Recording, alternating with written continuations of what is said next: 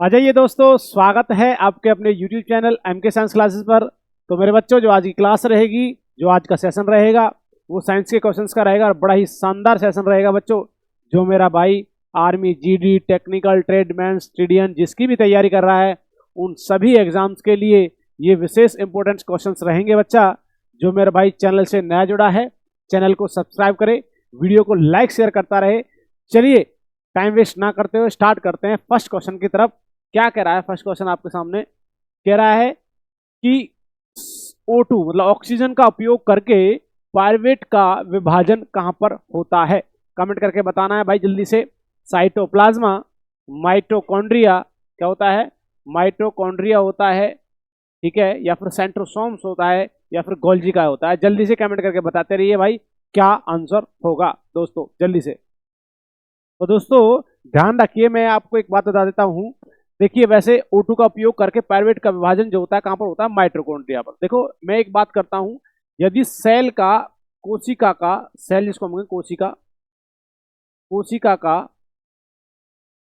कोशिका का ऊर्जा घर कहा जाता है इसको। किसको? ऊर्जा घर। किसे कहा जाता है? ऊर्जा घर कहो या फिर पावर हाउस कहो, ठीक है बच्चों। तो पावर हाउस, ऊर्जा का जो कोशिका का पावर हाउस कहा जाता है, वो माइटोकॉन्ड्रिया को कहा जाता है।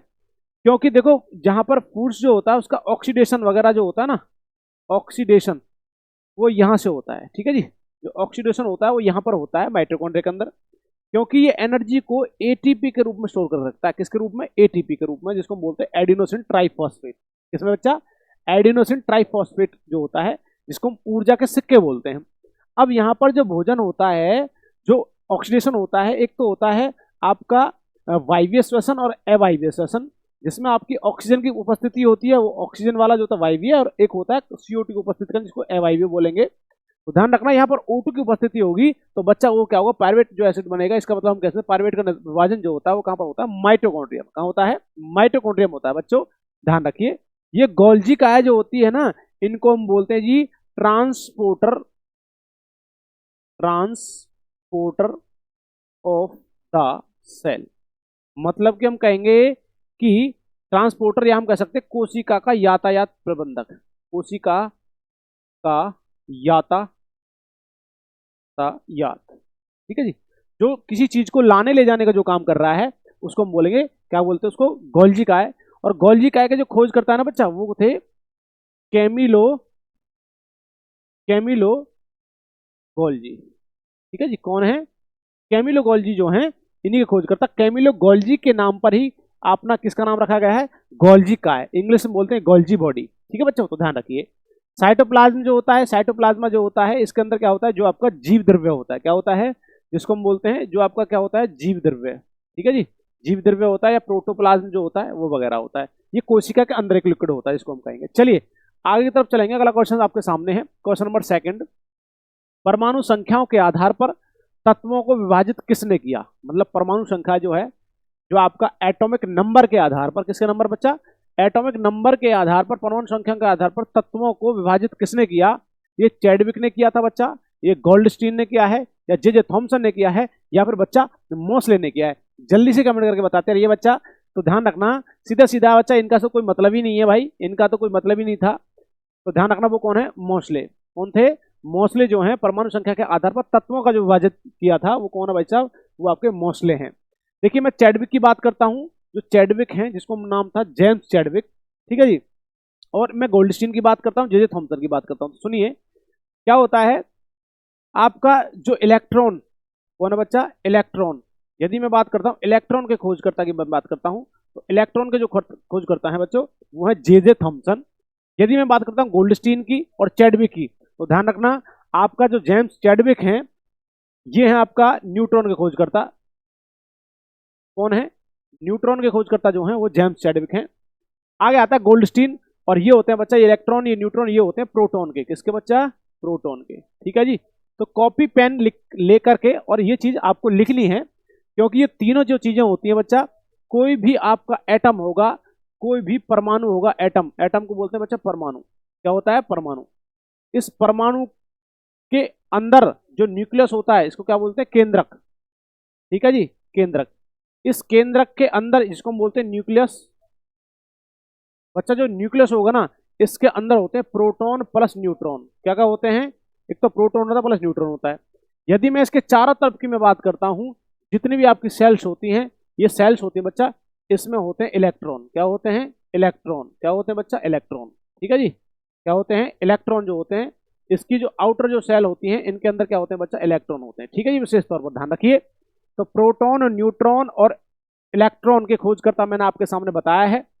एक प्रोटॉन के खोजकर्ता गोल्डस्टीन तो है ही है, और एक और होते हैं, क्या नाम है? रदरफोर्ड। कौन है?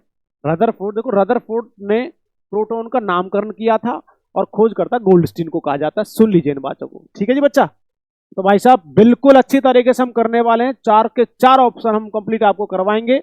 ठीक है जी, हम एक क्वेश्चन, एक क्वेश्चन से 4 क्वेश्चन नहीं, हम 10 क्वेश्चन लगभग करके चलते हैं। देखिए इतने कितने सारे क्वेश्चन आपके सामने लिखे हुए हैं। यदि वीडियो अच्छी लग रही है, चैनल को सब्सक्राइब बेटा अपने दोस्तों के पास इस वीडियो को शेयर करते रहिए।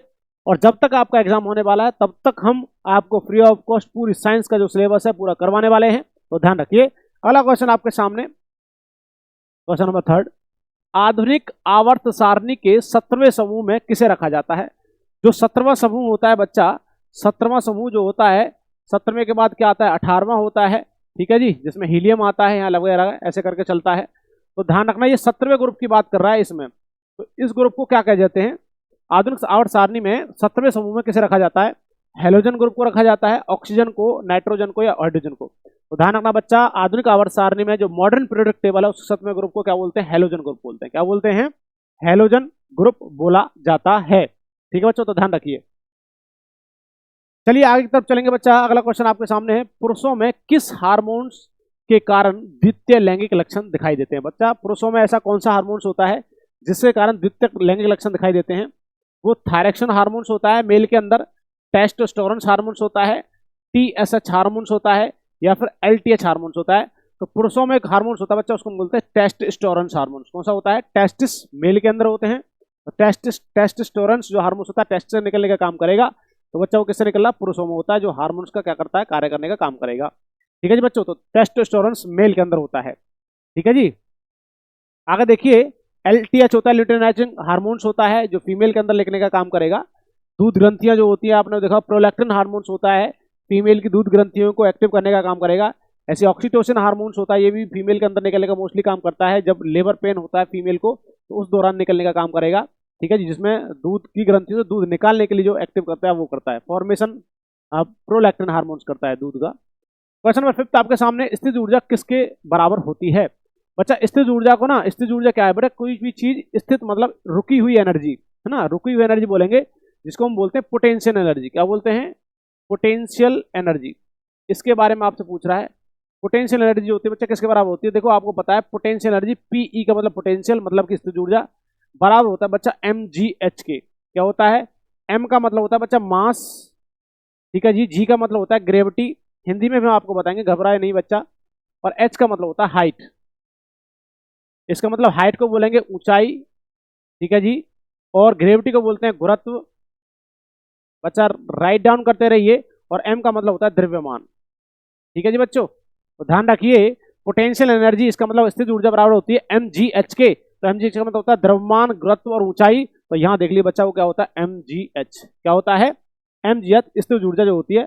स्थिर ऊर्जा के आपसे उदाहरण पूछने लगे तो उदाहरण क्या बताओगे? तो उदाहरण देखिए बच्चा, आप उदाहरण बताना है, तो एग्जाम्पल आपको देने हैं। तो देखिए भाई साहब, आपका उदाहरण जो होता है, देखो चाबी वाली घड़ी, चाबी वाली घड़ी का हो, या चाबी वाला खिलौना का हो।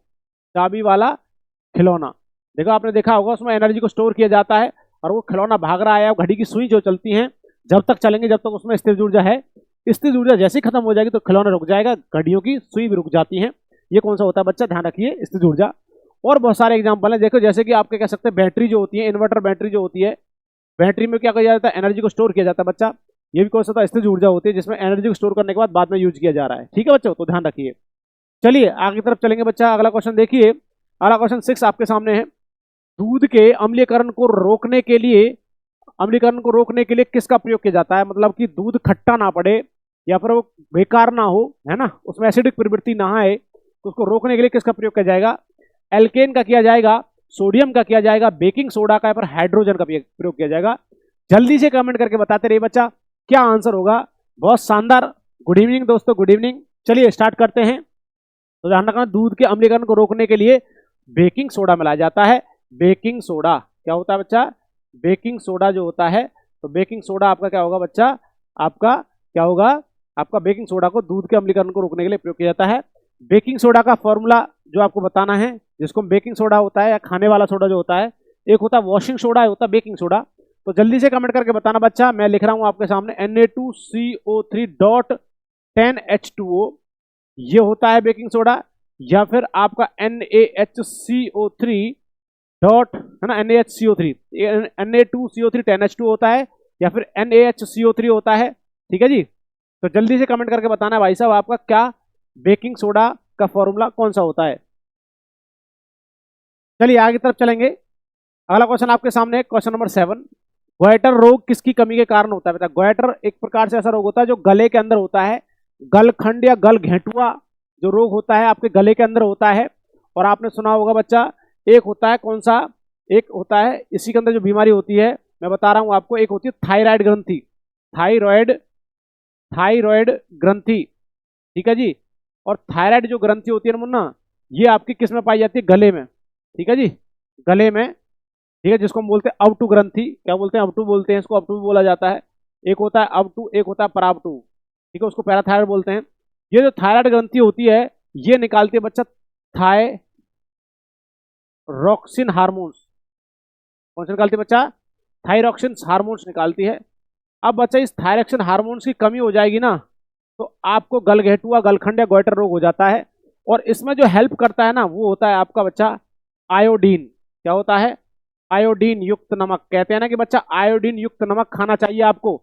तो आयोडीन युक्त नमक इसलिए खाना चाहिए जिससे आपका थायरॉक्सिन हार्मोन्स अच्छी तरह से रिलीज हो, निकले। ठीक है बच्चा, तो ध्यान रखिए। तो इसका आंसर क्या होगा? गोइटर रोग में किसी कमी कारण होता है, तो बच्चा होता है आपका आयोडीन की कमी से। किसी कमी से कारण? आयोडीन की कमी के कारण। विटामिन डी कहां से मिलता है बच्चा? सूर्य के प्रकाश से। किससे मिलता है? विटामिन डी सूर्य के प्रकाश से मिलेगा। प्लस में किससे मिलेगा बच्चा? सूर्य के प्रकाश से, प्लस में दूध से भी मिलता है आपका विटामिन डी। आयरन जो होता है, आयरन को बोलते हैं बच्चा लोहा। और लोहा किससे प्राप्त होता है हमें? जल्दी से कमेंट करके बताइए। देखो बच्चा, हरी पत्तेदार सब्जियां, हरी पत्तेदार सब्जियां जो होती हैं, उनसे क्या मिलता है बच्चों? हरी पत्तेदार सब्जियां जो होती है उनसे आयरन मिलेगा। प्लस में आपका जो गुड़ होता है ना, गुड़ जिसे खाते हैं, तो गुड़ से भी क्या मिलता है? आयरन मिलता है। प्रोटीन पूछने लगे बच्चा, कॉपी पेन लेके मेरे दोस्तों भाई लिखते रहें। बहुत ही विशेष इंपोर्टेंट क्वेश्चन है भाई। एक एक क्वेश्चन से मैं 5-5, 10-10, 20-20 क्वेश्चन आपको बता के चल रहा हूँ। देखो आपके सामने पूरा बोर्ड भरा हुआ है। तो देखिए प्रोटीन किससे मिलेगा? प्रोटीन जो बच्चा मिलता है, ये किससे मिलेगा? देखो सबसे ज्यादा मात्रा में जो आपके वेजिटेबल्स, या हम कह सकते हैं सॉरी, जो वेज चीजें होती हैं उनसे मिलेगा। तो ध्यान रखना, जैसे हम कह सकते हैं सोयाबीन। किससे मिलेगा? सोयाबीन। किससे मिलेगा? सोयाबीन से मिलेगा। ठीक है जी। और प्लस में आपका मशरूम से मिलेगा। किससे मिलेगा? मशरूम। सबसे ज्यादा कैसे? सोयाबीन, फिर मशरूम। और बच्चा फिर हम चना भी कह सकते हैं, चना ना मिले तो आपको दाल भी कहना है। तो इन सभी से जो मिलेगा बच्चा, वो क्या मिलता है? प्रोटीन मिलता है। प्रोटीन से शरीर का बॉडी बिल्डअप या बॉडी बिल्डर हम कहते हैं, प्रोटीन को कहा जाता है दोस्तों। ठीक है। विटामिन डी की कमी से आपको कमेंट करके बताना है बच्चा। इनसे बहुत सारे मैं क्वेश्चन बना सकता हूँ, 50-60 क्वेश्चन इनको इन 4 ऑप्शन से मैं बना सकता हूँ। ठीक है, तो ध्यान रखना भाई, सोयाबीन, मशरूम, चना, दाल, इन सभी से क्या मिलता है? प्रोटीन मिलता है। सबसे ज्यादा पूछने लगे तो सोयाबीन से मिलेगा, फिर मशरूम से मिलेगा, फिर चने से मिलेगा, इन चीजों से मिलता है। चलिए अगला क्वेश्चन आपके सामने है, क्वेश्चन नंबर 8 है, O2 का आणविक द्रव्यमान कितना होता है? बच्चा O2 का आणविक द्रव्यमान कितना होगा, जल्दी से आपको बताना है। इसका मतलब जो O2 में कितने मॉलिक्यूल्स, कितने अणु हैं? तो देखिए O2 में ऑक्सीजन के कितने अणु हैं? 2। कितने हैं बच्चा? 2 है ना। तो देखिए मैं ऑक्सीजन का एटॉमिक नंबर की बात करूं, परमाणु क्रमांक, परमाणु क्रमांक की मैं बात करूं बच्चा, लिख लेना इन बातों को। परमाणु क्रमांक जो होता है बच्चों ऑक्सीजन का, वो होता है कितना? 8। कितना होता है? आप गिन के देख लीजिए, आप गिन के देख लीजिए बच्चों। कैसे? Hydrogen, helium, lithium, beryllium, boron, carbon, nitrogen, oxygen, 8वां नंबर है। और परमाणु संख्या 8 होती है। परमाणु भार जो होता है लगभग दुगना होता है। लगभग, मैं ये नहीं कह रहा होता है, पर सबका मोस्टली दुगना ही होता है। जैसे 8 दूनी 16, कितना हो गया? 16। तो हम कहते हैं ऑक्सीजन के मॉलिक्यूल्स कितने? 2। तो बेटा 1 8 ये हो गया, प्लस 1 8 ये, 2 होते हैं ना, एक ऑक्सीजन है, एक ऑक्सीजन होता है। ठीक है जी। तो ये कितना हो गया? 8 दूनी 16। तो हम ये कह सकते हैं ऑक्सीजन का एटॉमिक नंबर जो निकल गया O2 का, वो कितना निकला? 16। और मास पूछ रहा है बच्चा, क्या पूछ रहा है? द्रव्यमान। क्या पूछ रहा है? द्रव्यमान आपसे पूछ रहा है, मास आपसे पूछ रहा है। द्रव्यमान को हम बोलेंगे मास, और बच्चा मास जो होता है लगभग दोना होता है, तो ये 16 आ रहा है, 16 गुना 2 तो कितना होगा बच्चा 32। तो ध्यान रखना आणविक द्रव्यमान कितना होता है ऑक्सीजन का 32 होता है। तो देख लीजिए क्या है आंसर, ये क्या हो गया 32। ठीक है जी दोस्तों, तो ध्यान रखिए। देखो बच्चा मैं आपसे पूछने लगूं यहीं पर, जैसे मैं आपसे पूछ रहा हूँ H2O का परमाणु क्रमांक, H2O का परमाणु क्रमांक नहीं, परमाणु आपसे पूछने लगे भार कितना होता है, तो आप बता दीजिए H2O का परमाणु भार कितना होता है। तो देखिए बेटा हाइड्रोजन जो होता है, हाइड्रोजन तो पहले नंबर पे होता है, तो 2 हाइड्रोजन है, एक और एक कितना हो गया 2 हो गया, तो 2 का क्या होगा 2 ही होगा। और ऑक्सीजन कितना हो गया बच्चा 8, और 8 का कितना होता है 16, और 16 और 2 कितना हो गया 18, कितना हो गया 18 इसका आ जाएगा। ठीक है बच्चों, यदि मैं आपसे पूछने D2O भारी जल का, आप कमेंट करके बताएंगे कितना होगा। ठीक है, हाइड्रोजन 2 तो 2 हो गया, ऑक्सीजन क्या होता है 8, 8 दूनी 16, ठीक है, दोना होता है मास, तो 8 दूनी 16, 16 और 2 18 हो जाएगा। चलिए अगला क्वेश्चन आपके सामने है, क्वेश्चन नंबर 9। किसी वस्तु का भार पृथ्वी पर 36 किलोग्राम है, तो चंद्रमा पर उसका वस्तु का भार कितना होगा। तो जल्दी से कमेंट करके बताते रहिए मेरे बच्चों क्या आंसर होगा, जल्दी से बताइए क्या आंसर होगा बच्चा, जल्दी से कमेंट करके बताइए क्या आंसर होगा। ठीक है जी,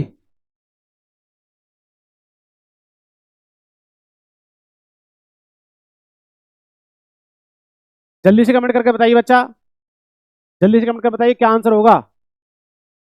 तो देखिए दोस्तों, आपको पता है चंद्रमा चंद्रमा का जो जी होता है, चंद्रमा का जी का मान, चंद्रमा का जी का मान जो होता है वो पृथ्वी के जी का मान का जी का क्या होता है 6, कितना होता है 1/6 हम कह सकते हैं। ये पृथ्वी का है, पृथ्वी का मान होता है जी का मान। ठीक है, तो कितना हो गया बच्चा, पृथ्वी के जी का मान होता है 9.8 मीटर पर सेकंड स्क्वायर होता है।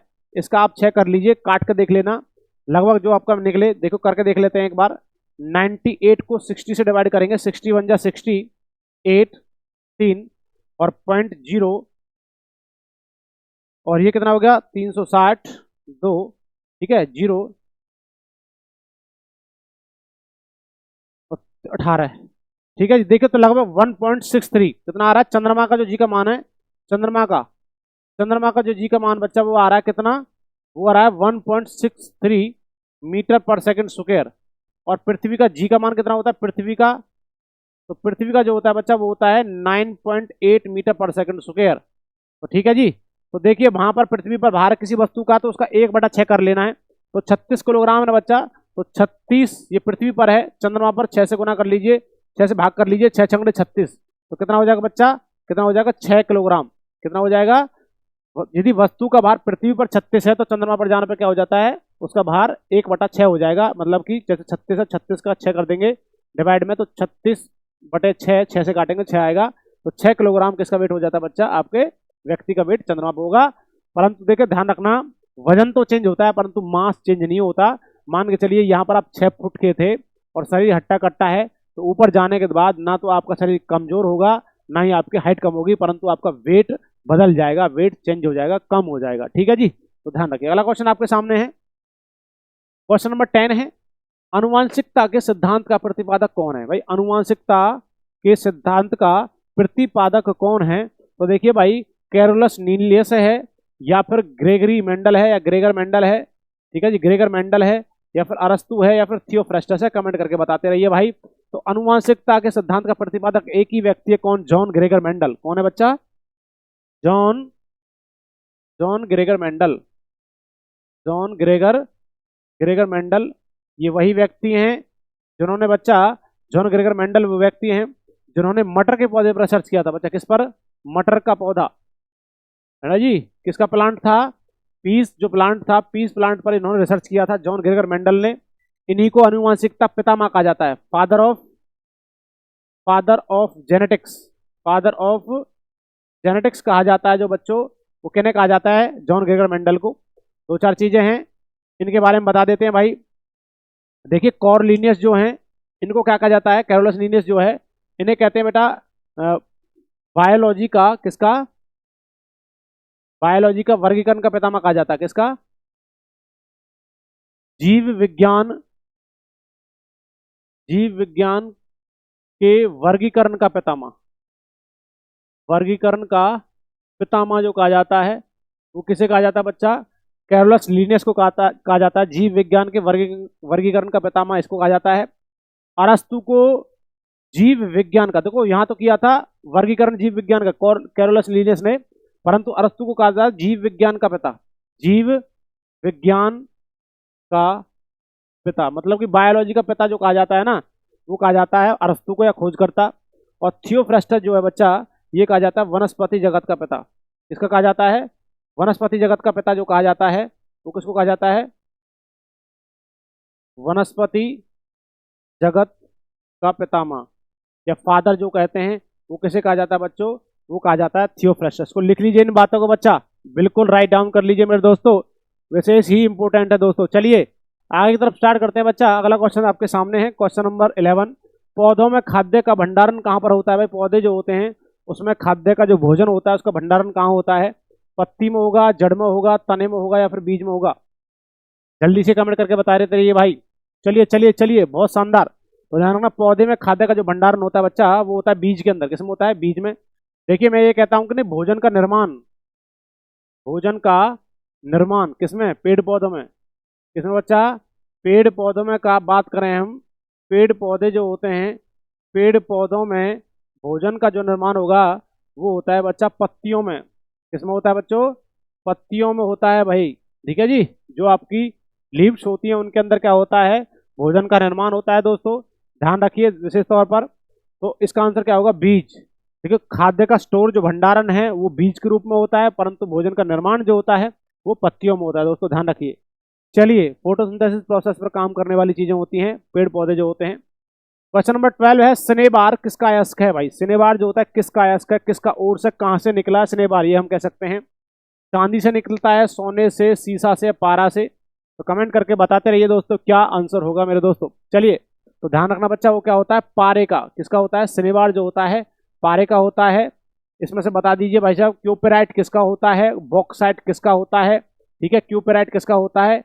तो जल्दी से कमेंट कर बताइए। स्नेबार जो होता है पारे का अयस्क होता है। पारे का एटॉमिक नंबर कितना होता है? जल्दी से कमेंट करके बताना, 80 होता है या 79 होता है? तो चलिए अगला क्वेश्चन आपके सामने है, क्वेश्चन नंबर 13 है, ऊर्जा का व्यवसायिक इकाई क्या है? ऊर्जा जो होता है, ऊर्जा की व्यवसायिक इकाई क्या होती है? तो ऊर्जा की एसआई यूनिट हम कह सकते हैं ओम होता है, वॉट होता है, किलोवाट घंटा होता है या किलोवाट होता है? जल्दी से कमेंट करके बताइए। तो ध्यान रखना, ऊर्जा का कह रहा है तो किलोवाट घंटा। क्या होता है बच्चा? किलोवाट जो घंटा होता है एनर्जी का क्या होता है? व्यवसाय की यूनिट होती है, वो क्या होती है? ऊर्जा की किलोवाट घंटा होता है, ध्यान रखिए। चलिए अगला क्वेश्चन आपके सामने है, क्वेश्चन नंबर 14 है, संवेग का एसआई मात्रक क्या होता है? Kilogram dot metre per second, kilogram dot metre, kilogram dot metre second या किलोग्राम पर सेकंड मीटर? तो जल्दी से कमेंट करके बताइए क्या आंसर होगा मेरे बच्चों, जल्दी से। तो बच्चों ध्यान रखिए, मैं आपके सामने लिख रहा हूं संवेग। संवेग का जो फॉर्मूला होता है, संवेग को बोलते हैं मोमेंटम। मोमेंटम का जो फॉर्मूला होता है वो होता है बच्चा आपका द्रव्यमान गुना वेग। ठीक है, देखिए ऐसे इसको हम ऐसे लिखते हैं, पी मतलब क्या होता है? संवेग, और एम का मतलब मास और वी मतलब velocity. P is equal to M V, क्या कह सकते हैं? P is equal to M V. देखिए बच्चा, यदि मैं द्रव्यमान की एसआई यूनिट की बात करता हूँ, सभी को पता होगा बेटा, ये स्टैंडर्ड यूनिट्स होती है द्रव्यमान। इसका होता है किलोग्राम। क्या होता है? किलोग्राम। ठीक है बच्चों, तो डॉट मल्टीप्लाई बाय हो गया, मल्टीप्लाई लगा हुआ है। वेग की मैं बात करूं, वेग का फॉर्मूला होता है डिस्प्लेसमेंट अपॉन में टाइम, मतलब कि विस्थापन अपॉन में समय। वेग का फॉर्मूला क्या होता है? विस्थापन अपॉन में समय। और बच्चा विस्थापन के लिए लगता है आपका मीटर। क्या लगता है? मीटर, क्योंकि दूरी है, विस्थापन छोटी दूरी होती है, तो क्या हो गया बेटा? मीटर पर समय के लिए क्या लगता है? सेकंड। तो kilogram dot metre per second जो यहाँ पर आ रहा है, तो इसका आंसर होगा तो कौन सा होगा? Kilogram dot metre per second. ठीक है बच्चों, लिख लीजिए इन बातों को भाई, विशेष इंपोर्टेंट चीजें हैं। संवेग का फॉर्मूला होता है P equal to M V. तो बच्चा एक और मैं बात करूं, संवेग कैसी राशि होती है? कैसी राशि है? तो बच्चा ये होती है सदिश राशि। कैसी राशि है? सदिश राशि है। क्या होती है? सदिश राशि होती है बच्चों। सदिश राशि वो राशियां होती है जिन राशियों का परिमाण तो होता है, परिमाण के साथ साथ क्या होता है? जिनका एक निश्चित डायरेक्शन दिशा होती है, वो क्या होती है? आपकी संवेग मतलब सदिश राशियां होती हैं। चलिए अगला क्वेश्चन आपके सामने है बच्चा, अगला क्वेश्चन 15, अणु शब्द का प्रतिपादक कौन है? अणु को बोलते हैं बच्चा मॉलिक्यूल्स। क्या बोलते हैं? अणु, मॉलिक्यूल्स। ठीक है जी। इस मॉलिक्यूल्स शब्द का प्रतिपादक कौन है? तो बच्चा वो जे थॉमसन है, वो डेमोक्रिट्स हैं, चैडविक हैं, या फिर लिबोजियर हैं? जल्दी से बताइए क्या आंसर होगा। अणु शब्द का प्रतिपादक किसने किया है? अणु शब्द का प्रतिपादक।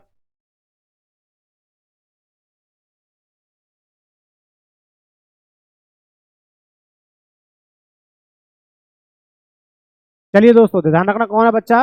अणु शब्द का जो प्रतिपादक कहे जाते हैं वो कहे जाते हैं बच्चा आपको कौन? डेमोक्रिट्स। कौन है? अणु शब्द का प्रतिपादक जो है वो कौन है? डेमोक्रिट्स। देखिए बच्चा मैं एक आपको यहाँ बता रहा हूँ। देखिए सबसे छोटी का यहाँ पर मैं लिखा पदार्थ। क्या लिखा है बच्चा? पदार्थ। पदार्थ लिखा है। पदार्थ जो बना होता है किससे मिलकर? पदार्थ की छोटी इकाई क्या होती है हम कह सकते हैं? सबसे छोटी इकाई तो मैं पीछे बताऊंगा। पदार्थ मिलकर जो बना होता है, ये मिलकर बना होता है किसी भी हम क्या कह सकते हैं? किसी भी तत्व से, है ना?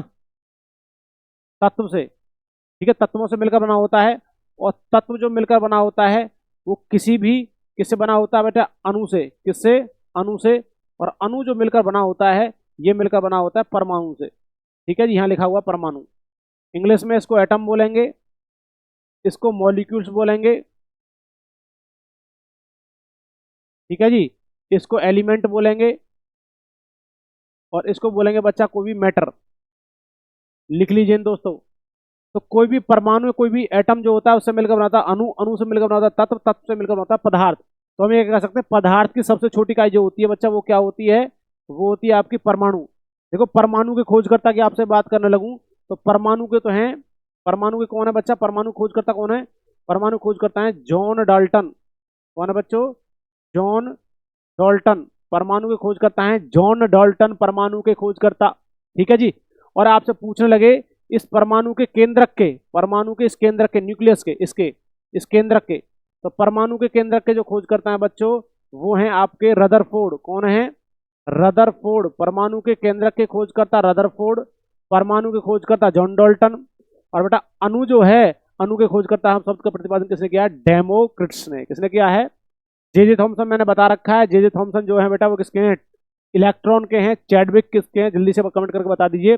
अच्छा लेबोजियर, लिबोजियर लिख रखा ना, ये लेवोसियर है। लेवोसियर हम कह सकते हैं, लेवोसियर। लेवोसियर है, लेवोसियर जो हैं ये हैं आपके बेटा रसायन विज्ञान के, रसायन विज्ञान, रसायन विज्ञान के पितामह जो कहे जाते हैं लेवोसियर को कहा जाता है केमिस्ट्री के। ठीक है जी, जो केमिस्ट्री का एक क्वेश्चन है उसी के जो फादर कहे जाते हैं वो कहे जाते हैं आपके कौन? लेवोसियर या लेवोजियर। अगला क्वेश्चन देखिए, क्वेश्चन नंबर 16 है टंगस्टन का गलनांक कितना होता है? गलनांक को बोलते हैं बेटा मेल्टिंग पॉइंट, जहां पर वो चीज पिघल जाती है। ठीक है जी, मेल्टिंग पॉइंट। तो गलनांक बिंदु बताना है भाई, मेल्टिंग पॉइंट जहां पर वो चीज पिघल जाती है कोई भी वस्तु। तो टंगस्टन का बताना है। टंगस्टन का कितना होता है? 3222 degree Celsius, 30-33 degree Celsius, 3822 degree Celsius, या 3422 डिग्री सेल्सियस। एक चीज आप समझ लीजिए भाई, देखिए आपको पता होगा जो बल्ब होता है ना बच्चा, बल्ब, बल्ब का फिलामेंट, फिलामेंट सुना है? फिलामेंट मतलब जो गूंद सी होती है ना बल्ब में, बल्ब का फिलामेंट किसका बना होता है? तो बल्ब का फिलामेंट बना होता है टंगस्टन का। किसका बना होता है? टंगस्टन का। ये टंगस्टन का इसलिए बताते हैं क्योंकि इसमें रेजिस्टेंस जो होता है ना, प्रतिरोध हाई होता है। क्या होता है? प्रतिरोध ज्यादा होगा। प्रतिरोधक क्षमता क्या होती है? क्षमता ज्यादा, है ना, रेजिस्टेंस ज्यादा होता है जब भी गर्म हो जाता है। क्योंकि बच्चा पर ध्यान रखिए, टंगस्टन का जो गूंज होती है ना, जो गूंज सी होती है, आपका एक बल्ब होता है ना, बल्ब के अंदर जो गूंज होती है ऐसे करके जो होती है, लटकी होती है उसमें ना, जो ये गूंज होती है किसकी बनी होती है? टंगस्टन की बनी होती है। और टंगस्टन का मेल्टिंग पॉइंट की मैं बात करूँ ना, टंगस्टन का यदि मेल्टिंग पॉइंट जो होता है तो बच्चा वो होता है आपका 3500 डिग्री सेल्सियस। कितना होता है? लगभग कितना होता है? 3500 डिग्री सेल्सियस। इससे मेल खाती चीज आपको पकड़नी है। तो आपको कहाँ जाना भाई? 3500 डिग्री सेल्सियस बताया जाता है, तो कितना होगा? 3422 डिग्री सेल्सियस। ठीक है बच्चों, तो ध्यान रखिए भाई। तो टंगस्टन जो होता है बल्ब के अंदर फिलामेंट जो बना होता है टंगस्टन का बना होता है। और बल्ब में कौन सी गैस होती है? तो बल्ब में गैस जो होती है बच्चा वो होती है ऑर्गन। कौन सी गैस होती है? ऑर्गन गैस होती है बल्ब के अंदर। चलिए अगला क्वेश्चन आपके सामने है, क्वेश्चन नंबर 17 है, कॉपर के एक अणु में कितने परमाणु होते हैं? जल्दी से कमेंट करके बताते रहे भैया, कॉपर के अणु में कितने परमाणु होते हैं? मतलब कि अब मैंने बताया था ना, एक अणु जो होता है, अणु, इसका मतलब एक मॉलिक्यूल्स जो है, एक मॉलिक्यूल जो होता है बच्चा, एक अणु किससे मिलकर बना होता है? अणु, ये मिलकर बना होता है सर जी परमाणु से। किससे मिलकर बना होता है? परमाणु से मिलकर बना होता है, एटम से मिलकर। अब ये कह रहा है कि सर जी कितने ऐसे अणु हैं, मतलब सॉरी कितने ऐसे परमाणु हैं जो किसका निर्माण कर देंगे? अणु का। और अणु अब किसका पूछ रहा है? कॉपर का। कॉपर एक एलिमेंट है ना, अणु से मिलकर क्या बना? तत्व। क्या है? तत्व। तो कॉपर एक तत्व है। तो कह रहा है भाई ये तत्व बनाया गया किसके माध्यम से? इसके माध्यम से। और अणु बनाया गया किसके? इसके माध्यम से। ये कहना चाह रहा है कि भाई साहब आपने बनाया कॉपर, ठीक है जी, सीयू कॉपर बना रखा है किससे? अणु से। तो इस अणु के अंदर कितने परमाणु होंगे? तो ध्यान रखना बच्चा, वो कितने होते हैं? 6.002 मल्टीप्लाई 10⁻23 या फिर 5 या फिर 4 या फिर 8। तो ध्यान रखना वो होता है 6.022 मल्टीप्लाई 10⁻23। ध्यान रखना 23 लिखा होता है, इसके पीछे इतनी जीरो आएंगी 10 के पीछे। ध्यान रखना 23 मतलब 23 जीरो आनी है, ठीक है जी। तो इतना होता है कॉपर के एक अणु में परमाणु की संख्या। चलिए अगला क्वेश्चन देखिए। अगला क्वेश्चन आपके सामने क्वेश्चन नंबर 18। मेंडलीव की आवर्त सारणी में कौन सा तत्व एक निश्चित स्थान नहीं पा सकता है? आज भी बेटा इसमें समस्या रही है कि इस आवर्त सारणी के अंदर, मेंडलीव की आवर्त सारणी में आज भी ये समस्या रही है भाई साहब, ऐसे पहला स्थान देते हैं इसको। तो ऐसा कौन सा तत्व है जो कभी भी एक फिक्स स्थान नहीं है, ये स्टेबल नहीं है एक स्थान पर, इसका फिक्स वैल्यू नहीं है। तो मेंडलीव में खासकर था, मेंडलीव इसको अपना स्थान नहीं दे पाया था। तो ध्यान रखना वो कौन सा है? ऑक्सीजन है, वो मीथेन है, वो नाइट्रोजन, हाइड्रोजन। तो ध्यान रखना हाइड्रोजन जो होता है, इसी वजह से, क्योंकि इसका कोई निश्चित स्थान नहीं होता बच्चा, किसका? हाइड्रोजन का। इसी वजह से हाइड्रोजन को बोलते हैं फ्री एलिमेंट। क्या बोलते हैं? फ्री एलिमेंट्स जो बोलते हैं बच्चा, वो किसको बोलते हैं? जो किसको बोलते हैं? आवारा तत्व। क्या बोलते हैं? आवारा तत्व जो कहा जाता है वो किसको कहा जाता है दोस्तों? ध्यान रखना पूरे तत्वों में आवारा जो होता है, जो कहीं से कहीं भागेगा, इसकी कोई निश्चित स्थान नहीं है, वो हाइड्रोजन का होता है। वैसे प्रोडक्ट टेबल में पहला नंबर होता है हाइड्रोजन का, ठीक है जी। जैसे hydrogen, helium, lithium, beryllium, boron, carbon ऐसे करके, तो हाइड्रोजन पहले नंबर पर होता है। तो हाइड्रोजन को कोई निश्चित स्थान नहीं होता है। पर आज की प्रोडक्ट टेबल में कह रहा था, और मेंडलीव की मैं बात करूँ तो उसमें वो स्थान को निश्चित नहीं कर पाया था मेंडलीव जो था, ठीक है जी। तो ध्यान रखिए। तो भाई फ्री एलिमेंट है, और हाइड्रोजन को कहते हैं भाई फ्यूचर का ईंधन। क्या बोलते हैं? भविष्य का ईंधन। क्या बोलते हैं?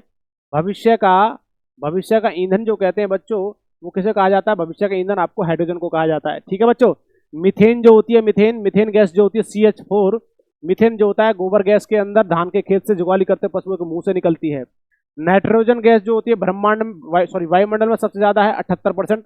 अच्छा, ब्रह्मांड में सबसे गैस ज्यादा कौन सी होती है? ब्रह्मांड में होती है बच्चा हाइड्रोजन। कौन सी गैस है इस पूरे ब्रह्मांड में? ठीक है जी, सबसे ज्यादा गैस होती है हाइड्रोजन। वायुमंडल में सबसे ज्यादा होती है नाइट्रोजन। और ऑक्सीजन कितनी होती है? 21%। कितनी होती है बच्चा? 21%, ठीक है दोस्तों। ध्यान रखिए, इन चीजों को लिखते रहिए और बढ़ते रहिए दोस्तों। यदि वीडियो अच्छी लग रही है, चैनल को सब्सक्राइब, वीडियो को लाइक, शेयर करते रहे। जो मेरा भाई नया जुड़ा है वो भी इस कार्य को करे, ठीक है जी। पूरा का पूरा कोर्स हम आपको कराने वाले हैं। लगभग इससे पहले 10 से 12 क्लास जा चुकी है। कितनी? 10 से 12 क्लास जा चुकी हैं। जो मेरा भाई GD आर्मी की टेक्निकल की तैयारी कर रहा है, वो साइंस की इस वीडियो को देखे, बिल्कुल भी कहीं जाने की जरूरत नहीं है, इनमें से डिक्टो पेपर आने वाला है। चलिए भाई, तो ध्यान रखना। अगला क्वेश्चन आपके सामने है। देखिए बच्चों, ये मत समझे बिल्कुल क्वेश्चन आसान भी है, क्वेश्चन कॉम्प्लेक्स मतलब कठिन भी है, और सिंपल भी है, ठीक है। तो चलिए, तो ध्यान रखना। अगला क्वेश्चन है क्वेश्चन नंबर 19। युग्मनज का निर्माण कैसे होता है? युग्मनज मतलब एक प्रकार से जो जाइगोट बनता है माँ के पेट में, जो भ्रूण अवस्था में भ्रूण जो बनता है, उसका निर्माण किस किस से होगा? तो ये पूछना चाह रहा है भाई, किससे होता है माँ के पेट में? तो देखिए, शुक्राणु से होता है, अंडाणु से होता है, A और B दोनों से होगा, इनमें से कोई नहीं। तो बच्चों मैं आपको बता देता हूँ, एक जाइगोट बनेगा। देखिए, शुक्राणु जो होता है ये होता है मेल में। किसमें होता है? मेल मतलब पुरुष में, ठीक है जी। शुक्राणु को इंग्लिश में बोलते हैं स्पर्म, ठीक है जी। जो स्पर्म होता है ये मेल के अंदर होता है, स्पर्म, ठीक है जी। स्पर्म जो होगा ये मेल के अंदर। अंडाणु जो होता है फीमेल के अंदर होता है, स्त्री के अंदर होता है बच्चों, ठीक है जी। तो ध्यान रखना, इसमें क्या होता है? अंडाणु को बोलते हैं ओवम, ओवम या ओवा, ठीक है जी। तो ध्यान रखिए, ये ओवम और स्पर्म मतलब कि अंडाणु और शुक्राणु आपस में मिलते हैं, तो आपसे किसका निर्माण होगा? युग्मनज का, उस बेबी का, इस बच्चे का निर्माण होता है। तो इसका आंसर होगा A एंड B। क्या होगा बच्चों? A एंड B इसका आंसर होगा। आगे तरफ चलते हैं। अगला क्वेश्चन आपके सामने बच्चा, थोड़ा जल्दी करिए, बहुत सारे क्वेश्चन होते हैं, इतने ही क्वेश्चन हो पाए हैं। लगभग आपकी 35 मिनट की क्लास हो चुकी है। क्वेश्चन नंबर 20 देखिए, L कक्षा में रखे जा सकने वाले इलेक्ट्रॉनों की संख्या कितनी होती है? मतलब 6 होती है, या फिर 8 होती है, 16 होती है, या D होती है? तो देखिए बच्चा, ये सेल्स होते हैं आपके, ऐसे मैंने पिछले क्वेश्चन में भी आपको बताया था। देखिए ये K सेल होता है, KLMN है ना, ऐसे सेल होते हैं, O ऐसे करके KLM, ये K सेल है, ये L सेल है, M सेल N। ये बताता है इलेक्ट्रॉन की संख्या प्रत्येक सेल में। इसमें क्या होते हैं? इलेक्ट्रॉन होते हैं बच्चा। क्या होते हैं? इलेक्ट्रॉन। प्रत्येक सेल में क्या होते हैं? इलेक्ट्रॉन। ये इलेक्ट्रॉन ऐसे घूमते रहते हैं, इसमें रिवॉल्व करते रहते हैं, ठीक है। तो ध्यान रखिए, तो आपको पता है भाई K सेल में 2 होते हैं, K में 2, KL में 2 8, M में 2 8 18 और N में होते हैं KLMN, तो इसमें होते हैं आपके 32। तो ध्यान रखने किस में पूछ रहा है बच्चा, देख लीजिए, पूछ रहा है L सेल में, तो L में कितने 8, तो ध्यान रखना इसका आंसर क्या होगा बच्चा 8 होगा। ठीक है 8 होगा। यदि यहाँ से पूछने लगता क्या चीज M सेल में, तो M में कितने 18, कितने हैं 18 हैं बच्चों, तो ध्यान रखिए 2 8 18 32 जो होते हैं, तो ध्यान रखना किसमें होगा L सेल में 8 होते हैं, ये लिखा हुआ आपके सामने, स्क्रीनशॉट ले लीजिए, लिखते रहिए। चलिए अगला क्वेश्चन आपके सामने है, क्वेश्चन नंबर 21, अमोनिया में नाइट्रोजन की संयोजकता कितनी होती है। तो अमोनिया जो होता है उसमें नाइट्रोजन की संयोजकता कितनी होती है, 2 होती है, 4 होती है, 6 होती है, 3। तो ध्यान रखना अमोनिया का फॉर्मूला आपसे पूछ लगे तो कितना होता है NH3, क्या होता है NH3 होता है। तो ध्यान रखिए इसमें कितना होता है, नाइट्रोजन में संयोजकता कितनी होती है, अमोनिया में नाइट्रोजन की संयोजकता होती है कितना कितना होती है बच्चा 3 होती है। कितनी होती है दोस्तों 3 होती है। अमोनिया अमोनिया वही अमोनिया भाई साहब, जब इंसान यूरिन निकालता है तो यूरिन में जो स्मेल आती है, मूत्र जब विसर्जन करता है तो बच्चा उस समय में क्या होता है, मूत्र का निकालने पर उसमें जो स्मेल आती है वो स्मेल किसमें आती है भाई साहब, वो अमोनिया की वजह से आती है भाई साहब, ध्यान रखना। ठीक है जो इंसान जब शुरुआती जब यूरिन को निकालता है तो उस समय इतनी स्मेल नहीं आती, कुछ समय जब बाद क्या होता है उसमें स्मेल बन जाती है, क्योंकि जो बैक्टीरिया जो होते हैं उसको यूरिक एसिड को अमोनिया में कन्वर्ट करने का काम करते हैं। तो ध्यान रखिए अमोनिया वही होता है जिसमें आपकी यूरिन में स्मेल बनती है, मूत्र में। मूत्र का पीएच मान पूछने लगे तो वो होता है 6। अगला क्वेश्चन आपके सामने है, क्वेश्चन नंबर 22 है, परमाणु संलयन प्रतिक्रिया स्वचालित रूप से किसमें संपन्न होती है। तो परमाणु की संलयन प्रक्रिया होती है भाई साहब, आपको हम बोलते हैं, जिसको हम बोलते हैं आपका न्यूक्लियर एक होता है न्यूक्लियर फिजन, एक होता है न्यूक्लियर फ्यूजन। तो न्यूक्लियर फ्यूजन जिसको हम बोलते हैं नाभिकीय संलयन, नाभिकीय संलयन। तो नाभिकीय संलयन अभिक्रिया जो होती है किसमें होती है बच्चों, जल्दी से कमेंट करके बताइए। तो नाभिकीय संलयन जो होता है बच्चा वो पृथ्वी में होता है, वो सूर्य में होता है, वो समुद्र में होता है, हिमालय में। देखिए बच्चा जो हमें ताप देता है, जिसमें हीट का प्रोडक्शन हो रहा है, हीट बन रही है, तो वो होती है नाभिकीय संलयन। क्या होती है नाभिकीय संलयन। नाभिकीय संलयन में क्या होता है आपका सूर्य होता है, नाभिकीय संलयन पर काम करता है भाई। नाभिकीय संलयन में बेटा सूर्य में देखो, मैं आपसे कहने लगूँ सूर्य में क्या क्या ऐसा होता है सर जिससे नाभिकीय संलयन होता है, क्योंकि बच्चा इसमें होता है हाइड्रोजन प्लस में हीलियम, ये दो विशेष तौर पर आपकी क्या होती हैं गैसेस होती हैं। इसमें हाइड्रोजन का परसेंट जो होता है 71%, इसमें क्या होता है हाइड्रोजन होता है, और लगभग कितना 27 से 28% जो होता है इसमें क्या होता है बच्चों, वो आपका क्या होता है हीलियम गैसेस होती हैं। तो हाइड्रोजन और हीलियम के मिलने से आपका क्या होता है न्यूक्लियर फ्यूजन होता है, नाभिकीय संलयन होता है, जिससे हमें क्या मिलता है सूर्य का प्रकाश मिलता है बच्चों, ध्यान रखिए। एनर्जी का सबसे बड़ा सोर्स जो पृथ्वी पर है वो आपका सूर्य है, और ऊर्जा जो होती है वो हमें किससे मिलती है, सूर्य से मिलती है। अगला क्वेश्चन आपके सामने मेरे बच्चा 23, आभासी और सीधी छवि के लिए दर्पण का आवर्धन होना चाहिए। मतलब जो आभासी है मतलब कि एक होता है रियल एंड इन्वर्टेड होता है, यहाँ पर क्या हुआ आभासी है, वर्चुअल इमेज है, और सीधी है, एक इमेज बनानी है के लिए दर्पण का आवर्धन होना चाहिए। जो आवर्धन हो जाए है लेंस का कितना होना चाहिए, दर्पण की पूछ रहा है, तो वो कितना ऋणात्मक होना चाहिए, धनात्मक होना चाहिए, सामान्य होना चाहिए, सभी। जल्दी से कमेंट करके बताइए भाई साहब क्या होगा आवर्धन इसका, कौन से का, किसी दर्पण का जब क्या इमेज बन रही है आभासी और छवि। तो ध्यान रखना वो कैसा होना चाहिए बच्चा, वो होना चाहिए धनात्मक। कैसा होना चाहिए, पॉजिटिव। कैसा होना चाहिए बच्चा, पॉजिटिव होना चाहिए। ठीक है जी, यहाँ आपसे मैं क्वेश्चन कह रहा हूँ भाई, एक होता है दर्पण, क्या होता है दर्पण, बहुत पढ़ते हैं भाई, कॉन्वेक्स कॉनकेव है ना, कॉन्वेक्स कॉनकेव, स्पेरिकल मिरर, और अवतल दर्पण, उत्तल दर्पण, गोलीय दर्पण, दर्पण होता है, और एक होता है लेंस। ठीक है जी, तो दोनों सेम से होते हैं। दर्पण जो होता है बच्चा, दर्पण का फॉर्मूला आपसे पूछने लगे, लेंस का फॉर्मूला, तो दर्पण का फॉर्मूला होता है 1/f equal to 1/v plus 1/u। ठीक है जी, और लेंस का फॉर्मूला आपसे पूछने लगे तो क्या बताएंगे, 1/f equal to 1/v minus 1/u।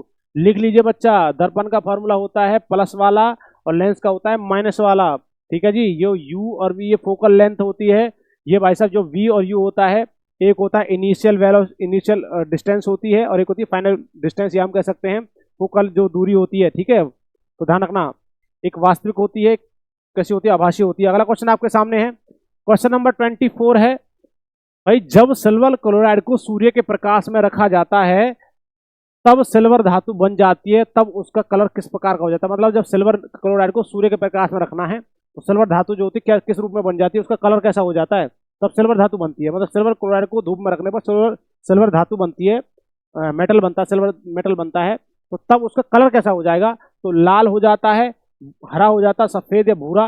तो ध्यान रखना, जब आप सिल्वर क्लोराइड को धूप में रखेंगे तो सिल्वर धातु बनती है तो ध्यान रखना उसका कलर हो जाता है भूरा। कैसा हो जाता है बच्चा? ब्राउन कलर का हो जाता है। कैसे कलर का? ब्राउन कलर का हो जाता है।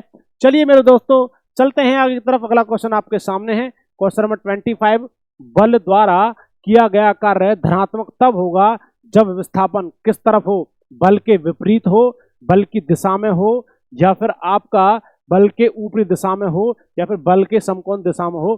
तो बल द्वारा किया गया कार्य धनात्मक पॉजिटिव कार्य जब होगा जब विस्थापन है। देखिए बच्चा मैं आपको बता रहा हूं, मान के चलिए आपने कोई भी एक बॉक्स है और आप यहां पर खड़े हुए हो और आपने इसको क्या लगा रहे हो भाई? इसको फोर्स लगा रहे हो। ठीक है जी भाई, आप चुन्नू मुन्नू हो और यहाँ पर खड़े होकर इसको फोर्स लगा रहे हो, इस तरफ धकेल रहे हो, इस तरफ। ठीक है जी, किस तरफ? इस तरफ। आपको ये जो बॉक्स है ये यहाँ से यहाँ ऐसे लाना है खिसका करके। तो देखो बच्चा ये आप यहाँ से लेकर यहाँ लेकर आए, ये 10 सेंटीमीटर दूर लेकर जाना है आपको। मान के चलिए यहाँ से धक्का लेकर यहाँ लाना है। तो बच्चा देखिए, तो आपने कह रहा है कि भाई कार्य बल पॉजिटिव कार्य जब होगा जब आप विस्थापन जब कर रहे हो ना, तो फोर्स की डायरेक्शन और आपके किसकी, आपके विस्थापन की डायरेक्शन जो हो क्या हो, सेम। देखिए आप बल किस तरफ लगा रहे हो? इस तरफ भी तो लगाओगे, तो बल ये हो गया है ना, फोर्स लगा रहे हो, 10 न्यूटन का फोर्स लगा रहे हो या फिर 5 न्यूटन का फोर्स लगा रहे हो। तो 5 न्यूटन का फोर्स आपने इस बॉक्स पर लगाया और आपने इस बॉक्स को इधर खिसका दिया यहाँ से यहाँ, तो विस्थापन भी इधर ही हो रहा है ना, यहाँ से यहाँ ले आए, विस्थापन भी इधर ही हो रहा है। और बेटा फोर्स भी आपको किस तरफ लगा? इस तरफ। विस्थापन भी इस तरफ ही हो रहा है, ठीक है, विस्थापन भी इस तरफ हो रहा है और फोर्स भी, बल जो लग रहा है, बल भी किस तरफ लग रहा है? बल भी किस तरफ लग रहा है? इसी तरफ लग रहा है। तो दोनों की डायरेक्शन सेम होती है, तो कार्य कैसा होगा? पॉजिटिव। तो लगा देगा भाई इसने किसने कार्य किया? 10 जूल किया, 50 जूल किया, 20 जूल किया है। तो ध्यान रखना क्या होगा? बल की दिशा में हो। तो ध्यान रखना क्या होगा? बल की दिशा में होता है। जब विस्थापन किस तरफ होता है? विस्थापन किस तरफ हो? बल की दिशा में। जिस तरफ बल लग रहा है उसी तरफ विस्थापन हो। ठीक है जी, अगला क्वेश्चन देखिए, क्वेश्चन नंबर 26। आयरन के वायु की उपस्थिति में जलने पर किसका निर्माण होगा? जब आयरन को वायु की उपस्थिति में जलाया जाता है तो किसका निर्माण होता है मेरे दोस्तों? जल्दी से कमेंट करके बताइए। बहुत शानदार। गुड इवनिंग दोस्तों, गुड इवनिंग। जो मेरा भाई चैनल से नया जुड़ा है, चैनल को सब्सक्राइब, वीडियो को लाइक शेयर करता रहे। आपका एक कार्य हमें मोटिवेशन देगा। हम प्रत्येक दिन ऐसे ही आपके लिए क्लासेस लाते रहेंगे। तो ध्यान रखना भाई, आयरन के वायु की उपस्थिति में जलने को क्या निर्माण होता है? तो Fe2O3 बनेगा या फिर Fe3O2 बनेगा। तो सीधी सी बात है, जाना ही नहीं है, तो क्या होगा? Fe2O3 बनेगा। क्या बनेगा? Fe2O3 बनेगा। आप जल्दी से बनाएं इसको। फेरिक ऑक्साइड बोलते हैं, आयरन ऑक्साइड बोलते हैं, क्या बोलते हैं ये कमेंट करके आप बताना। Fe2O3 को क्या नाम होता है? साइंटिफिक नेम बताना है भाई, केमिकल नेम बताना है। अगला क्वेश्चन आपके सामने है, क्वेश्चन नंबर 27 है, माता पिता से संतान में शारीरिक एवं मानसिक गुणों के संचरण को क्या कहते हैं भाई साहब? इसका मतलब माता पिता के गुण और दिमाग और सब कुछ आपका आपके अंदर आ रहा है, तो किसकी वजह से आया है मेरे बच्चों? कमेंट करके बताना है। ठीक है जी, आपका भाई आपका दिमाग बुद्धि तेज चल रही है, तो किस वजह से चल रही है? ठीक है जी, आपको कामयाब होना कहते हैं कि भाई हमारे माता पिता का हम इसमें साथ रहा है। तो सीधी सी बात ये होती है बच्चा, जो गुण आपको अपने माता पिता से मिल रहे हैं वो किसके माध्यम से उसका ट्रांसफर हुआ है? तो उसको क्या बोलेंगे? आरएनए बोलेंगे, डीएनए बोलेंगे, जीन बोलेंगे, अनुवांशिकता उसको बोलते हैं जेनेटिक्स। क्या बोलते हैं बच्चा? जेनेटिक्स। ठीक है जी, एक पीढ़ी से दूसरी पीढ़ी में गुणों का स्थानांतरण ही क्या कहलाता है? एक पीढ़ी से दूसरी पीढ़ी में गुणों का स्थानांतरण जेनेटिक्स कहलाता है, अनुवांशिकता कहलाता है। तो यही कह रहा है, माता पिता में संतान में शारीरिक, मतलब आपकी हाइट 10 फुट की है, ज्यादा हो गया, 5 फुट के हो, 5.5 के, 6 फुट के हो, तो आपके अंदर क्या होगा भाई साहब? वो माता पिता से मिली। आपकी मम्मी या पापा आपके हाइट में ज्यादा रहे होंगे या फिर आपके दादाजी ज्यादा रहे होंगे, तो जिसकी वजह से आपकी हाइट उनके बराबर गई है।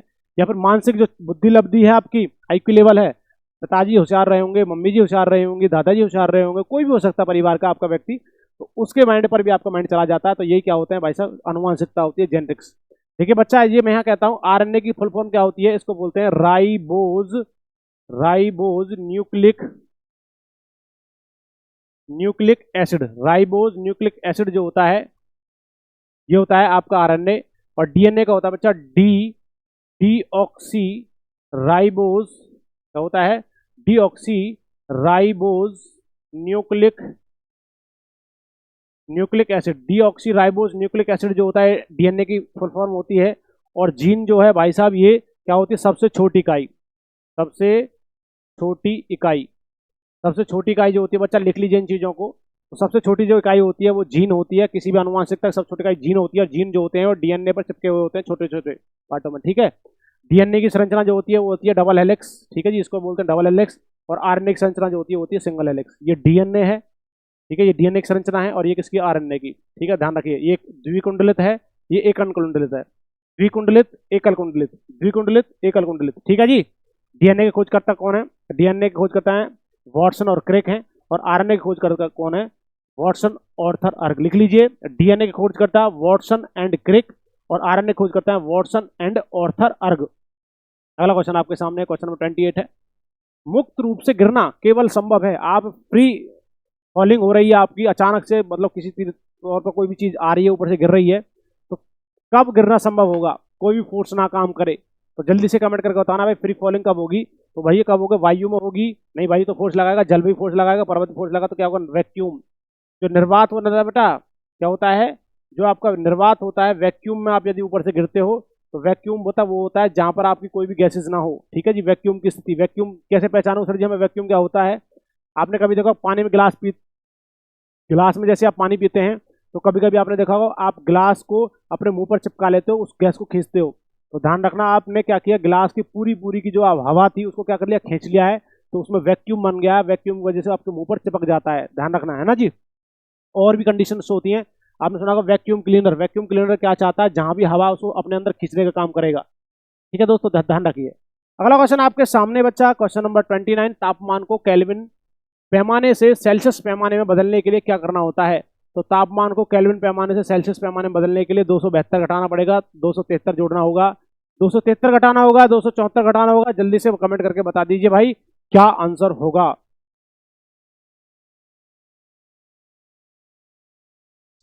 जल्दी से कमेंट करके बताइए बच्चा क्या आंसर होगा।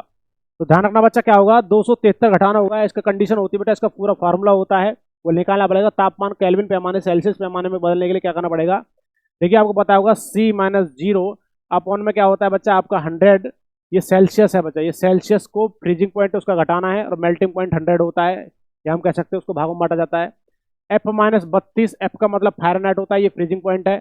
अपॉन में 180 ये भाग होते हैं। ठीक है जी, बराबर केल्विन माइनस 273, लिख लीजिए इन बातों को, अपॉन में 100 इक्वल टू, ये केल्विन होता है, आर मतलब रोमर, माइनस 0 अपॉन में 100। ये पार्ट्स होते हैं, आप इनको काट लीजिए, एक जीरो से एक जीरो, एक जीरो से एक जीरो, और भी कट जाएगा। 2 पंजे 10, 2 नाम 18 है, 2 पंजे 10 और 2 चौक 8। इसका फॉर्मूला जो बनेगा फिक्स C अपॉन में 5 इक्वल टू F-32 अपॉन में 9 equal to K minus 273 upon में 5 इक्वल टू R अपॉन में 4। ठीक है जी, तो ये फॉर्मूला होता है। तो 273 लगभग आपको क्या होगा? घटाना पड़ेगा। यहाँ पर वैल्यू आ रही है, तो देखिए तापमान को केल्विन में से सेल्सियस में बदलने के लिए क्या करना होगा?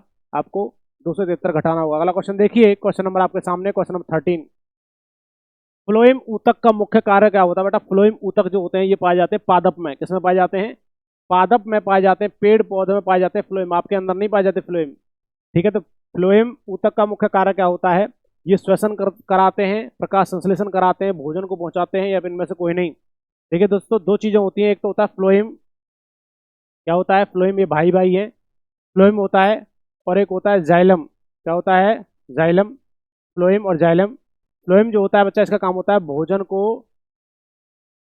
को पत्तियों से, पत्तियों में तो बनता है भोजन, पत्तियों से पेड़ पौधे के पेड़ पौधों के विभिन्न भागों तक पहुंचाना, विभिन्न भागों भागों तक पहुंचाना। ठीक है बच्चा, लिख लेना इन बातों को दोस्तों।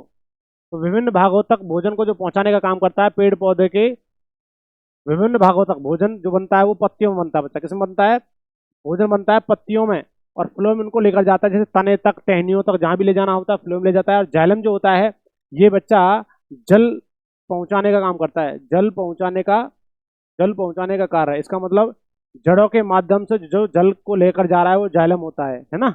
जमीन से जल जो आ रहा है वो जल को जल लेकर जा रहा है, जैसे जाइलम, जैसे जल, फैसे फल गया होता है भोजन। तो ध्यान रखिए, फ्लोएम और जाइलम ध्यान रखिए। तो फ्लोएम की पूछ रहा है, तो भोजन को पहुंचाने का काम करता है। ठीक है जी, इसको बेटा स्क्रीनशॉट ले लीजिए इन चीज़ों का भाई, बहुत ही विशेष इंपॉर्टेंट चीज़ें हैं। फ्लोएम भोजन जो होता है, भोजन पत्तियों में बनता है, पत्तियों से भोजन को कहाँ तक ले जाने का काम करेगा? विभिन्न भागों तक। और जाइलम जो होता है बच्चा, जाइलम का काम होता है जल को पेड़ पौधे की किसी जड़ों से लेकर के और पेड़ पौधों के विभिन्न भागों तक जल को लेकर जाता है जाइलम। ठीक है जी, अगला क्वेश्चन आपके सामने है बच्चा, अगला क्वेश्चन आपके सामने है, क्वेश्चन नंबर आपके सामने 31।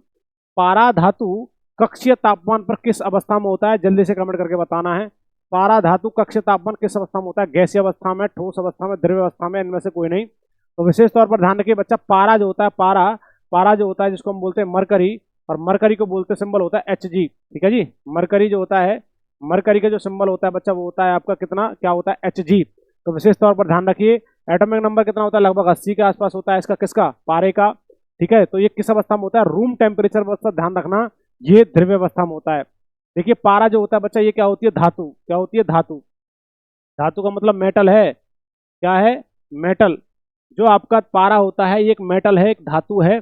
ये रूम टेम्परेचर पर द्रव्य अवस्था में पाई जाने वाली एक धातु होती है, यही एक धातु है, कौन सा नाम, पारा। ऐसे बहुत सारे क्वेश्चंस बनते हैं, द्रव्य अवस्था में पाई जाने वाली अधातु आपसे पूछने लगे, अधातु आपसे पूछने लगता है तो बेटा अधातु जो होती है वो, अधातु जो होती है वो होती है ब्रोमीन। क्या नाम है, ब्रोमीन नाम है भाई। ठीक है, अधातु जो होती है वो होती है ब्रोमीन। अगला क्वेश्चन आपके सामने है बच्चा, अगला क्वेश्चन आपके सामने है, अगला क्वेश्चन आपके सामने, जिस परमाणु के बाह्य कक्षा में इलेक्ट्रॉनों की संख्या पूर्ण होती है उसकी संयोजकता क्या कहलाती है। तो संयोजकता कितनी होती है, 2 होती है, 3 होती है, 1 होती है, 0 होती है। तो ध्यान रखना जिस परमाणु के बाह्य कक्षा में इलेक्ट्रॉन की संख्या पूर्ण होती है तो भैया संयोजकता कुछ नहीं होगी। तो ध्यान रखना परमाणु बाह्य कक्षा में इलेक्ट्रॉन की संख्या पूरी है तो भैया संयोजकता कितनी होगी, 0, 0। संयोजकता होगी ना भाई, किसी के साथ वो क्रिया नहीं करेगा, क्योंकि बाह्य कक्षा में क्या इलेक्ट्रॉन की पूरी संख्या है। जैसे आपकी इनर्ट गैसेज होती है, किसको छोड़ करके, हीलियम को छोड़ करके, नियोन, आर्गन, क्रिप्टॉन, रेडॉन, जेडॉन जो होती है ये सब सभी के साथ।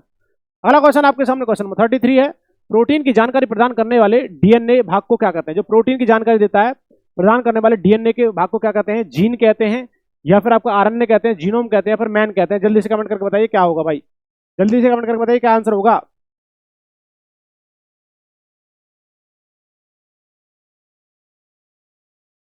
तो दोस्तों ध्यान रखना, प्रोटीन की जानकारी प्रदान करने वाले डीएनए को भाग को क्या कहते हैं, जीन कहते हैं भाई, जीन कहते हैं। क्योंकि डीएनए पे जो चिपके होते हैं वो क्या होते हैं बच्चों, वो आपके क्या होते हैं बच्चा, यहाँ पर चिपके होते हैं आपके जीन, क्या चिपके होते हैं, जीन वगैरह जो होते हैं इसी पर चिपके होते हैं दोस्तों, ध्यान रखिए भाई। ठीक है, अगला क्वेश्चन आपके सामने है, क्वेश्चन नंबर 34, सोडियम से क्लोरीन की ओर जाने पर परमाणु की संख्या पर क्या प्रभाव पड़ेगा।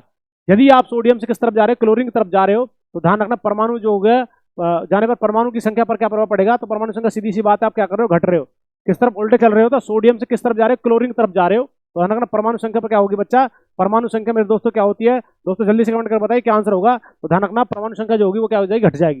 क्या उल्टा चल रहे हो ना, सोडियम से क्लोरीन की ओर जा रहे, क्लोरीन से सोडियम की ओर जाते तो बढ़ती, और सोडियम से क्लोरीन की ओर जाने पर परमाणु संख्या जो होती है वो क्या होती है, घटती है। ठीक है जी, ध्यान रखिए। जैसे मैं कह दूं hydrogen, helium, lithium, beryllium, boron, carbon, nitrogen, oxygen. तो नाइट्रोजन से ऑक्सीजन तरफ जा रहे हो तो भाई साहब परमाणु संख्या क्या होगी, बढ़ेगी। भाई पहले क्या होता है, नाइट्रोजन फिर ऑक्सीजन आता है, इस तरफ तो बढ़ेगी, और यदि इस तरफ से इधर इधर जा रहे हो तो क्या होगी, घटेगी, इनकी डिक्रीज होगी। ठीक है जी, तो अगला क्वेश्चन आपके सामने है, क्वेश्चन 35 है, सोल्डर किसका मिश्र धातु है। सोल्डर जो होता है, सोल्डर का टांका लगाया जाता है, सोल्डर टांका, सोल्डर टांका। ठीक है जी, सोल्डर किसका मिश्रण है, टांका जो लगाना है भाई साहब लेट कर लगाना है, ये होता है लेड का, LEAD लेड, और एक होता है टिन।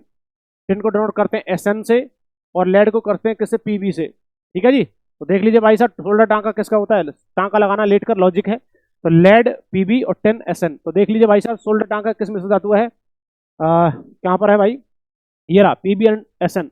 PB का मतलब होता है सीसा, और SN का मतलब होता है टिन, लेड और टिन, लेड का PB, SN का टिन। ठीक है बच्चों, ध्यान रखिए।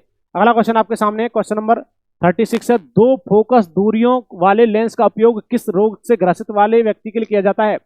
2 फोकस दूरी दे रही है भाई साहब, तो 2 फोकस दूरी का उत्तल लेंस की भी होती है, अवतल लेंस की भी होती है। तो किस रोगी को होती है भाई साहब, किस रोगी को 2 फोकस दूरी वाले लेंस लगाए जाएंगे, मायोपिया को, हाइपरमेट्रोपिया को, A या B, इनमें से कोई नहीं। तो ध्यान रखना भाई साहब 2 फोकस दूरी दोनों में लगाई जाएगी। मायोपिया में, वैसे मायोपिया की मैं बात करूं तो इसमें लेंस लगाया जाता है कौन सा, इसमें लेंस लगाया जाता है कॉनकेव लेंस।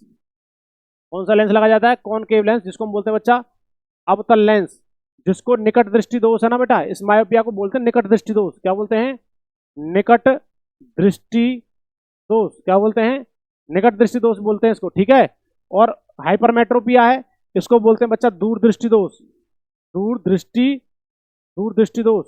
और दूरदृष्टि दोष में कौन सा लेंस लगाया जाएगा, उसमें लगाया जाता है बता उत्तल लेंस। कौन सा लगाया जाता है, उत्तल लेंस लगाया जाता है भाई। ठीक है जी, तो विशेष तौर पर ध्यान रखिए, लिख लीजिए इन बातों को। अगला क्वेश्चन आपके सामने, क्वेश्चन नंबर 37, कणों की गतिज ऊर्जा अधिकतम किसमें होती है। तो कणों की गतिज ऊर्जा से होती है, सबसे ज्यादा किसमें होती है, ये गति करते हैं आपस में, तो वायु में होगी, जल में होगी, प्लाज्मा में, या मिट्टी में। तो विशेष तौर पर ध्यान रखना कणों की गतिज ऊर्जा, काइनेटिक एनर्जी जिसको हम बोलते हैं, काइनेटिक एनर्जी सबसे ज्यादा होती है बच्चा, काइनेटिक एनर्जी का फॉर्मूला होता है ½ mv², और काइनेटिक एनर्जी सबसे ज्यादा होती है प्लाज्मा में। किसमें होती है बच्चा, प्लाज्मा के अंदर। प्लाज्मा जो होता है पदार्थ की चौथी अवस्था है, कौन सी अवस्था, पदार्थ की पदार्थ की चौथी अवस्था। बच्चों थोड़ा जल्दी फास्ट कर रहे हैं क्योंकि क्लास बहुत ज्यादा लंबी हो चुकी है बच्चों, ठीक है जी। ये ना कहे सर जी बहुत ज्यादा लंबी क्लास ले ली है। तो पदार्थ की चौथी अवस्था जो होती है वो कौन सी होती है? प्लाज्मा होती है। और प्लाज्मा जो होती है काइनेटिक एनर्जी, गतिज ऊर्जा होती है सबसे ज्यादा होती है, half M V square kinetic energy का फॉर्मूला होता है। अगला क्वेश्चन आपके सामने क्वेश्चन नंबर 38 है। रेगिस्तानी पौधों के बाह्य त्वचा पर मोम जैसे पदार्थ की परत पाई जाती है, उसे क्या कहते हैं? तो मोम जैसे परत पाई जाती है तो उस परत को क्या कहते हैं बच्चा? वो उसको मोम बोलते हैं, क्यूटिन बोलते हैं, एस्टल बोलते हैं, प्रिस्टल बोलते हैं। तो ध्यान रखना, रेगिस्तान पौधों के बाह्य त्वचा पर मोम जैसी संरचना जो परत पाई जाती है उसको बोलते हैं क्यूटिन। क्या बोला जाता है बच्चा? क्यूटिन बोला जाता है। अगला क्वेश्चन आपके सामने है बच्चा, क्वेश्चन नंबर 39। संतृप्त हाइड्रोकार्बन का सूत्र क्या होता है बेटा? संतृप्त हाइड्रोकार्बन का सूत्र जो होता है, जल्दी से कमेंट करके बताइए भाई क्या आंसर होगा मेरे बच्चों। तो जल्दी से ध्यान रखिए बेटा, जिसमें C2 आ रहा होगा, C2 और H6 आ रहा है, तो ध्यान रखना संतृप्त हाइड्रोकार्बन का सूत्र जो होता है C2H6। क्या होता है बच्चा? संतृप्त हाइड्रोकार्बन का जो सूत्र होता है C2H6 होता है। कार्बन के 2 मॉलिक्यूल्स होते हैं, हाइड्रोजन के 6 मॉलिक्यूल्स होते हैं। तो लगभग हमने भाई साहब बहुत सारे क्वेश्चंस किए, ये लगा लो आप लगभग 1 घंटे की क्लास हो चुकी है। 1 घंटा में भाई साहब हमने लगभग यहाँ पर जो क्वेश्चंस लिखे हैं 200 से ज्यादा क्वेश्चंस लिखे हैं। बड़े ही विशेष इंपॉर्टेंट क्वेश्चंस रहेंगे बच्चा। जो मेरा भाई चैनल से नया जुड़ा हो वो चैनल को सब्सक्राइब, वीडियो को लाइक शेयर करता रहे, ठीक है जी। अपने दोस्तों के पास शेयर करता रहे, जो मेरा भाई आपका तैयारी कर रहा हो उसके पास भी शेयर करें। चलते हैं, आज क्लास को यहीं विराम देते हैं, आप क्लास कल होगी। जय हिंद, जय भारत, धन्यवाद।